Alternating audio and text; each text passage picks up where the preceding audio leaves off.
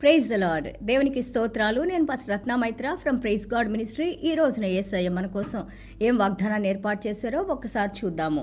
మలాకి గ్రంథము 2వ అధ్యాయము 7వ వచనము. యాజకులు సైన్యములకు అధిపతి యెహోవా దూతలు కనుక జనులు వారి నోట ధర్మశాస్త్ర విధులను నేర్చుకొందురు, వారు జ్ఞానమును బట్టి బోధింపవలెను. మలాకి chapter 2 verse 7. For the lips of a priest should keep knowledge, and people should seek the law from his mouth, for he is the messenger of the Lord of hosts. దేవునికి స్తోత్రాలు. యాజకులు దేవుడు అనుగ్రహించిన ఆ యొక్క బైబిల్ యొక్క జ్ఞానాన్ని, దేవుని గురించిన జ్ఞానాన్ని, పరలోక రాజ్యపు జ్ఞానాన్ని, దేవుడు అనుగ్రహించే సత్య స్వార్థను ప్రకటించాలి.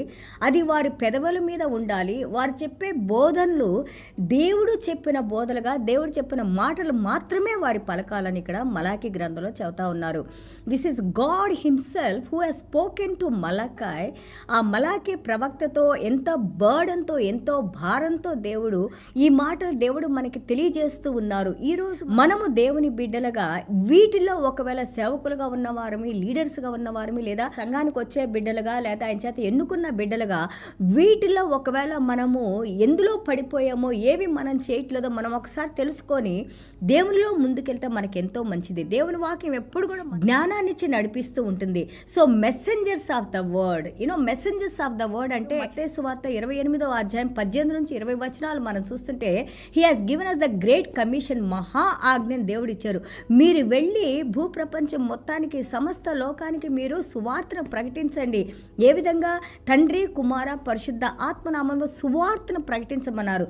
సువార్తలో మనకి పవర్ ఉందని, శక్తి ఉందని, సువార్తలో మనకి జ్ఞానం ఉందని, ఆ సువార్తే క్రీస్తు అని, క్రీస్తులోనే మనకి కావలసిన జ్ఞానం అంతా కూడా క్రీస్తులో ఇమర్చబడి ఉందని మనం నేర్చుకుంటూ ఉన్నాము.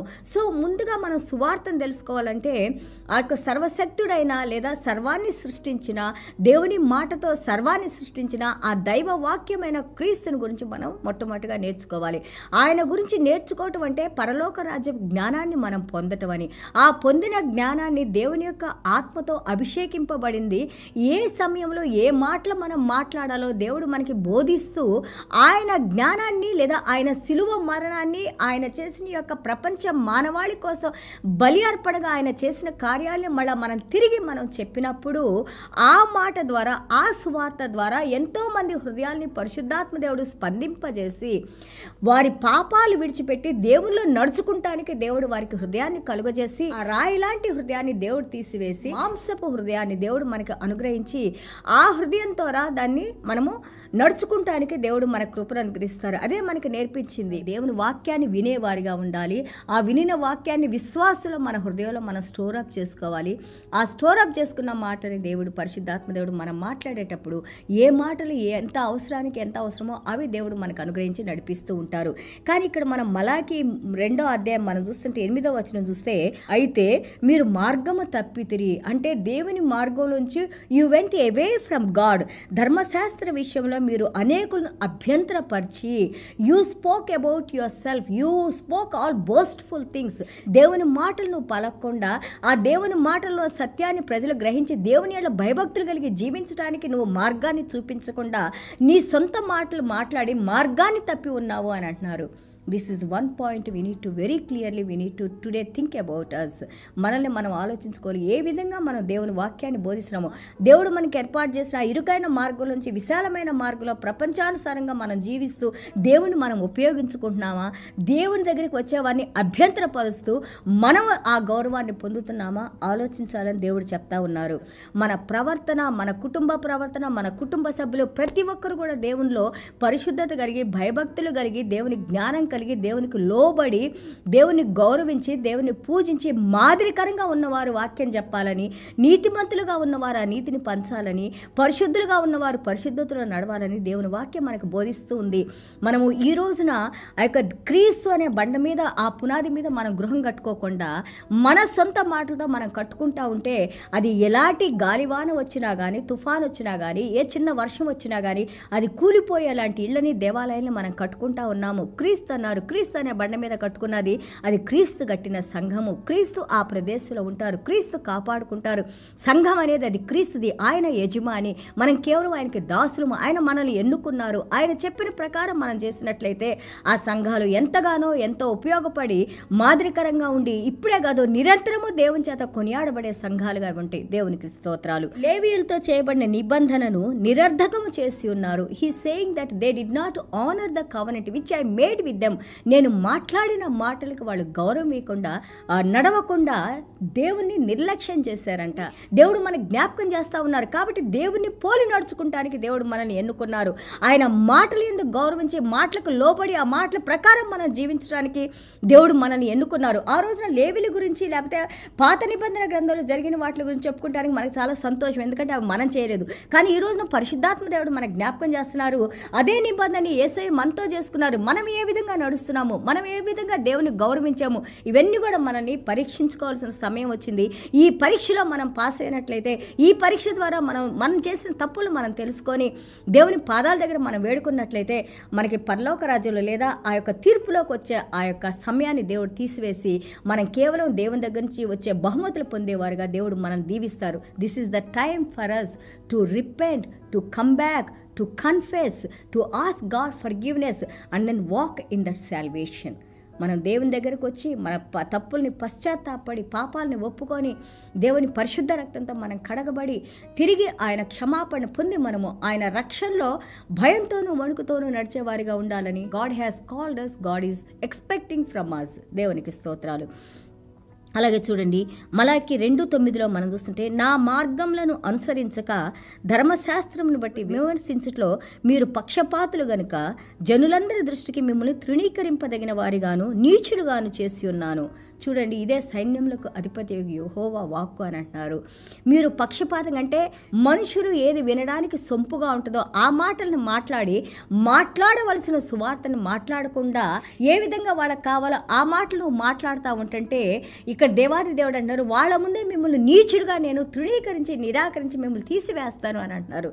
This all the words spoken by the Holy Spirit. It's not me, it's not you. మనం మాట్లాడిన మాటలు కాదు, దేవుడు మనకి హెచ్చరిస్తున్న మాటలు. Be very careful. ఇదే సైన్యములకు అధిపతి యెహోవా, he saying I am the one who is speaking these words. Be very careful. దేవుని మహాకృపలో ఇంకా దేవుడు మనకి సమయాన్ని ఇచ్చారు. ఈ సమయాన్ని బహుజాగ్రత్తగా వాడుకోవాలని దేవుడు మనల్ని మరొకసారి హెచ్చరిస్తూ ఉన్నారు. ముఖ్యంగా బోధకులు, యాజకులు, ఆ యొక్క బోధించేవారు, ఎల్డర్స్, లీడర్స్, వాలంటీర్స్, డేకన్స్, చర్చెస్లో పనిచేసేవాళ్ళు, ఈవెన్ కుర్చీ వేసేవాళ్ళు, చేపలు తీసేవాళ్ళు, ప్రతి ఒక్కరితో దేవుడు మాట్లాడుతున్నారు. సంఘ సభ్యులతో, ఎవరైతే పరిశుద్ధ రక్తం చేత కడగబడి దేవుని సంఘం అని పిలువబడుతున్నారో ప్రతి ఒక్కరితో దేవుడు మాట్లాడుతూ ఉన్నారు. ఆయన న్యాయ విధుల్లో నడుచుకోవాలి, ఆయన మాటలతో నడుచుకోవాలి, ఆయన మార్గంలోంచి తప్పిపోకూడదు, కుడికి కానీ ఎడమకు కానీ మనం వెళ్ళకూడదు. హీ సేయింగ్ దట్ నేను చేయొద్దన్న పనులు మీరు చేసేసి all the things which I told you not to do you have done and also you have defiled my temple. మన యేసయ్య ఏమన్నారు? The temple is the house of God. ప్రార్థన చేసే స్థలము, దేవునికి ప్రియమైన స్థలము, దేవుడు ఎన్నుకున్న స్థలము, పవిత్రమైన స్థలము, దేవుని మహిమతో ఆయన కూర్చుండే స్థలము, అతి పరిశుద్ధ స్థలాన్ని మీరు డిఫైల్ చేశారు, పాడు చేశారు. మనమే కారణం దానికి. దేవుడు చేయవద్దన్నాయన్ని మనం చేసేసి దేవుని దుఃఖపరిచి దేవుని దగ్గర నుంచి దూరం అయిపోయాం. మళ్ళీ తిరిగి దేవుని మహాకృపలో ఆయన మళ్ళీ తిరిగి మనల్ని ఒకటిగా చేస్తున్నారు, తీసుకొని వచ్చారు. He's uniting us. Be very careful how you walk, how you talk, how you see, how you think, what is your motives of your heart. మీ హృదయ యొక్క ఆలోచనలు ఏంటి, ఏ విధంగా మీరు చూస్తున్నారు? We have to be pure, we have to be honest, we have to have integrity of heart. ఏమన్నారు? I don't have anything what this enemy has. ఈ ప్రపంచంలో ఉన్న ఎలాంటి పాపము నాలో లేదు, అందుకే ఆయన బలి అర్పణగా మన కోసం చనిపోయారు. ఈ రోజున ఆ పరిశుద్ధతను దేవుడు మనకిచ్చారు. ఆ పరిశుద్ధతలో మనం ఉండాలని, ఆ పరిశుద్ధమైన వాక్యాలను నువ్వు బోధించేటప్పుడు నువ్వు దేవుని సేవకుడు అని, మెసెంజర్ ఆఫ్ గాడ్, దేవుని దూతవని, దేవుడు నిన్ను ఎన్నుకున్నారని, ఆ ఎన్నుకున్న ప్రకారం దానికి గౌరవాన్నిచ్చి మనం నడిపించుకోవాలని దేవుడు మరొకసారి మనల్ని హెచ్చరిస్తూ ఉన్నారు. ఏ విధంగా మనం దేవునిలో మళ్ళీ తిరిగి పోగొట్టుకున్నాయి మనం పొందాలో, పరిశుద్ధతలో నడవాలో, దేవుని మనం గౌరవించాలో, సంతోషపరచాలో, ఇవి చాలా ముఖ్యమైనవి మనకి. దీని ద్వారానే మళ్ళీ తిరిగి మనం దేవుని సన్నిధానానికి రాగలుగుతాం. దేవుని పరిశుద్ధ రక్తంతో కడగబట్టడం ద్వారానే మళ్ళీ తిరిగి మనం దేవుని యొక్క హస్తాన్ని అందుకోగలుగుతాం. దేవునికి దూరంగా ఉండొద్దు, దేవుని మార్గాన్ని విడిచి వెళ్ళొద్దు. ఈ ప్రపంచంలో ఉన్న కొద్దిసేపు ఉన్న యొక్క క్షణికమైన యొక్క సుఖాల కోసం, భోగాల కోసం మనం దేవుని దూరం చేసుకోకూడదు. God is permanent, God is eternal. In God we have everything. క్రీస్తులో మనకి సమస్తము దాగున్నాయి. క్షణికమైన ఆనందం కోసం దేవుడిచ్చే నిత్య జీవాన్ని పోగొట్టుకోవద్దు, దేవునికి దూరం కావద్దు. చిన్న ప్రార్థన చేసుకుందాం. యేసయ్యా, మీకు వందనాలు, స్తోత్రాలు నాయనా. Thank you Jesus. మరొకసారి మమ్మల్ని హెచ్చరిస్తున్నాయన, బోధిస్తున్నాయన, మాకు నేర్పిస్తున్నాయన, మేము చేసిన తప్పులు మాకు తెలియజేస్తున్నాయన, మీ వెలుగులో మళ్ళీ తిరిగి మేమేంటో తెలుసుకున్నాయన, తిరిగి మీ పాదాల దగ్గరికి రావడానికి నాయన మీరు మరొకసారి మాకు ఈ ఛాన్స్ని ఇచ్చినాయన, అవకాశాన్ని ఇచ్చినాయన ప్రభా. మా హృదయాలతో మాట్లాడుతున్నాయన, మమ్మల్ని సరిచేస్తున్నాయన, మీ సరైన మార్గంలోకి మమ్మల్ని నడిపిస్తున్నందుకు పరిశుద్ధాత్మదేవా మీకు వందనాలు, స్తోత్రాలు నాయన. వాక్యం వింటున్న ప్రతి ఒక్క బిడ్డ హృదయంతో మీరు మాట్లాడండి నాయన. ఈ మాటలు జీవం కలిగిన మాటలు నాయన. ఈ మాటలే మమ్మల్ని బ్రతికింపజేసే నాయన. ఇవి జీవ జలాలు నాయన. జీవ జలాల్ని మా హృదయాల్లో పొంగి పొర్లిపోయేటట్టు నాయన, ఆనందంలో మేము ఎల్లకాలం సదాకాలం మీతో పాటు నిత్యంలో జీవించడానికి నాయన కృప చూపించండి నాయన. అలాగే తండ్రి ప్రభా, ఈ పరలోక రాజ్యపు అసాధారణమైన జ్ఞానాన్ని నాయన, వాక్యం చదివినప్పుడు, వాక్యం బోధించేటప్పుడు, వాక్యాన్ని ధ్యానించేటప్పుడు, ప్రార్థించేటప్పుడు ఎల్ల వేళలో నాయన ఆ యొక్క కమ్యూనియన్లో, మీలో సహవాసంలో తండ్రి, ఆ కనెక్షన్లో నాయన, పరిశుద్ధాత్మ దేవునిలో సహవాసంలో తండ్రి ఎంతగానో దినదినము నాయన మా ఆత్మకు, మా జీవానికి, మా శరీరానికి తండ్రి మీరు శక్తినిచ్చిన ఆయన ప్రభా, బలాన్నిచ్చిన ఆయన ప్రభా, మీ మహిమ కోసం మేము జీవించిన ఆయన, మిమ్మల్ని మహిమపరిచి గౌరవించే బిడ్డలుగా మమ్మల్ని, మా కుటుంబాన్ని దీవించిన ఆయన, మీ యొక్క నూతన అభిషేకంతో మమ్మల్ని అభిషేకించిన ఆయన, ప్రతి బలహీనత నుండి విడుదల కలుగు చేసిన ఆయన, మమ్మల్ని, మా కుటుంబాన్ని నాయన మంచి ఆరోగ్యాలతో, దీర్ఘాయుష్తో, అలాగే వాక్యం వింటున్న ప్రతి బిడ్డనైనా ఆలోచింపజేసిన ఆయన ప్రభా, సరైన మార్గంలో నడుచుకుంటానికి కృప చూపించిన ఆయన, సహాయం చేసిన ఆయన, క్షమించిన ఆయన, మీ నామానికి మహిమ, ఘనత, ప్రభావాలు తెచ్చుకోమని యేసయ్య దివ్యమైన నామములో తండ్రి ఆశీర్వదించి ప్రార్థన చేస్తున్నాం తండ్రి. ఆమేన్. God bless you all.